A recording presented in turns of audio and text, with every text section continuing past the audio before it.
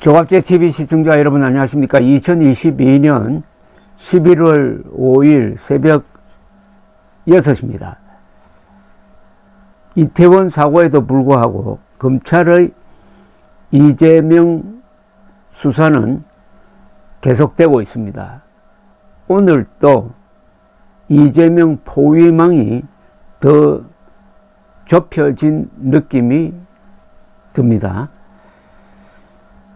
법정에서 계속 지금 새로운 사실들이 밝혀지고 있습니다. 남욱 변호사와 유동규 씨가 검찰 수사에 협조하고 있는 때문으로 보입니다. 어제 법정에서 있었던 상황을 소개를 해드리겠습니다. 천화동인 4호 소유주 남욱 변호사 측 변호인이 어제 법정 정인신문에서 정영학 회계사에게 이렇게 묻습니다. Lee, 리는 무엇인가? 정영학 회계사의 답변은 이렇습니다. 시장님이다. 이재명 시장을 기재한 것이다. 이게 무슨 뜻이냐면은 이렇게 됩니다. 어제 서울중앙지법 형사합의 22부 심리로 열린 대장동 개발사업 특혜 및 로비 의혹 사건 공판에서 유동규 당시 성남도시개발공사 사장 직무대리가 더불어민주당 이재명 대표에게, 당시는 성남시장입니다. 이재명 당시 성남시장에게 직접 대장동 사업과 관련하여 민간 사업자들이 폭리를 취할 수 있도록 하는 보고를 올렸다는 내용이 포함된 메모가 공개되었습니다. 이재명 성남시장은 유동규 씨가 건의한 대로 받아들여 가지고 업자들이 폭리를 취하도록 했다는 의심을 아주 강화시키는 그런 결정적 증언이 나왔습니다. 천화동인 5호 소유주 정영학 회계사의 증언에 따르면은 어제 제시된 메모는 이른바 정영학 녹취록 중 2012년에서 2014년 사이에 녹음된 내용을 정영학 씨가 지난해 5월에서 7월경에 요약해서 작성한 메모입니다. 정영학 씨는 어제 2013년 7월 2일 유동규 직무대리와 이재명 측근인 김용, 정진상 이 사람들이 서로 상의해가지고 대장동이 저층 연립으로 개발되지 않도록 당시 이재명 시장에게 보고했다는 의미에서 그린 화살표라고 설명을 했습니다. 이 도표를 제시를 하니까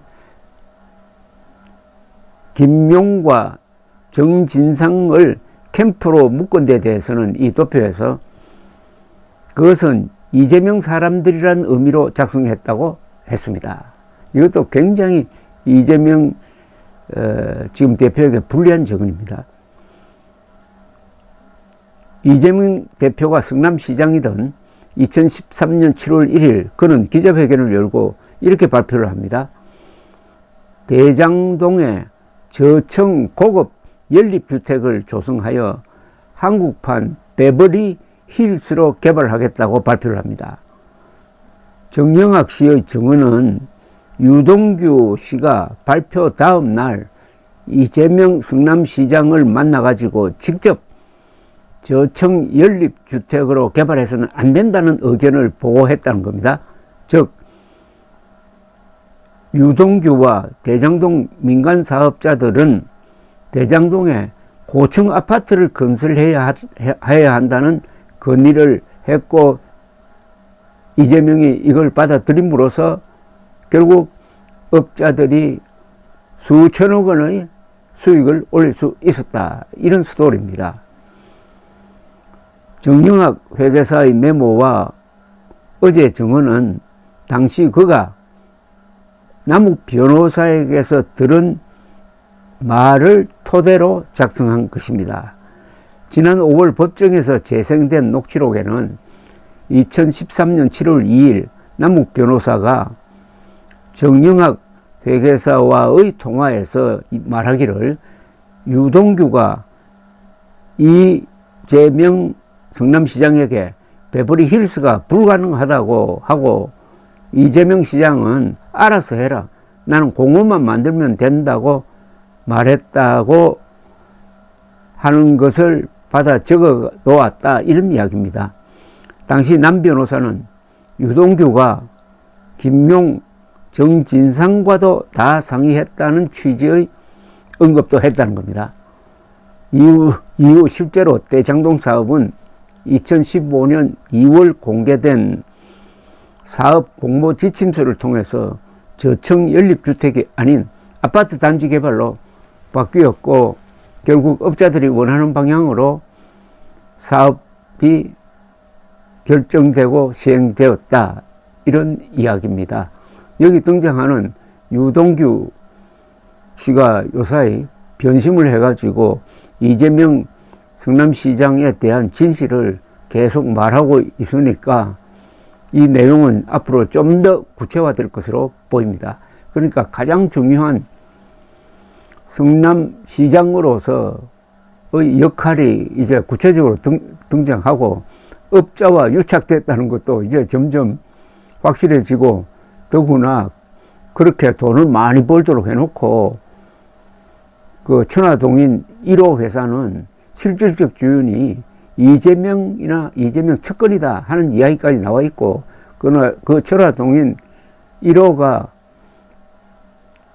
배당받은 수익금이 무려 1200억 원이나 되고, 그 1200억 원 중에 일부가 지난 작년의 민주당 경선 그리고 대통령 선거에 쓰였지 않을까 하는 그런 의심으로까지 이어지니까 날로 이재명 포위망이 좁혀지고 있다, 이런 뜻입니다. 뿐만 아닙니다.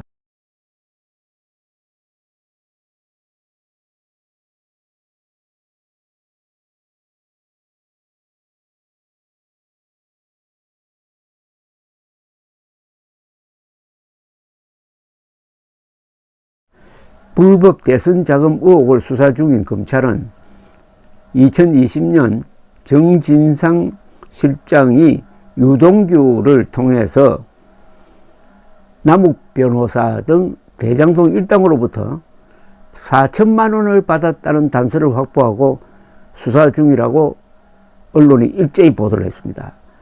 정진상, 지금은 이재명 대표 측근이죠. 정진상 씨가 명절비 명목으로 두 차례 1,000만 원을 받고 추가로 3천만 원을 더 받았다는 겁니다.